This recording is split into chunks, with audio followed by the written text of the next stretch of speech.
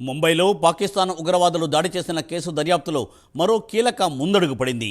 భారతదేశంలో జరిగిన ఉగ్రవాద దాడులలో అతిపెద్దదిగా చెప్పుకునే ముంబై ఘటనలో కీలక పాత్ర పోషించిన మరో ఉగ్రవాది భారత దర్యాప్తు సంస్థల చేతికి చిక్కాడు. ముంబై దాడుల సూత్రధారి తహవూర్ రాణాను భారత్ తీసుకొచ్చే ప్రయత్నాల్లో కీలక ముందడుగు పడింది. త్వరలోనే రాణాను భారతదేశానికి అమెరికా అప్పగించనుంది.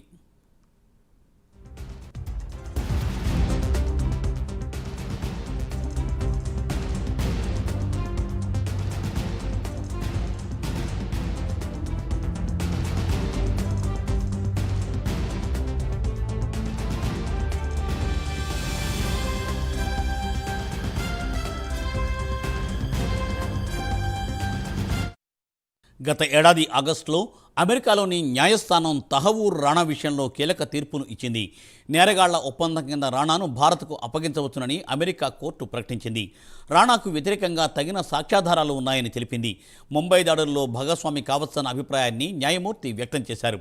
ఇప్పటికే ఈ దాడులకు సంబంధించి దాదాపు 405 పేజీల ఛార్జ్షీట్ను ముంబై పోలీసులు దాఖలు చేశారు.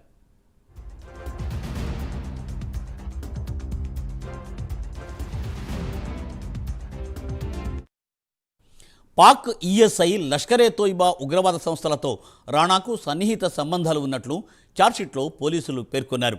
ముంబై దాడులకు ముందు కుట్రకు మాస్టర్ మైండ్గా భావిస్తున్న డేవిడ్ కోల్మన్ హెడ్లీ ముంబైలో రెక్కీ నిర్వహించాడు. హెడ్లీకి రాణా సహకరించాడని పోలీసులు గుర్తించారు. 15 ఏళ్ల క్రితం ట్రావెల్ ఏజెన్సీ నిర్వహిస్తున్న సమయంలో తహవూర్ రాణాకు హెడ్లీ పరిచయం అయినట్లు ఆధారాలను సేకరించారు పోలీసులు.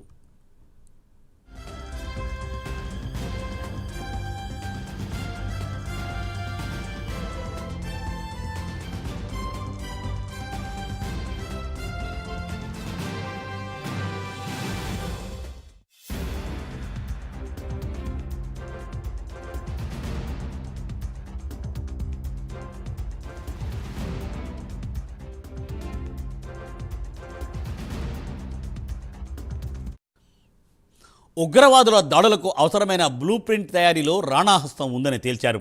ఉగ్రదాడులు కుట్రపై రాణా, హెడ్లీపై ముంబై పోలీసులు కేసు నమోదు చేశారు.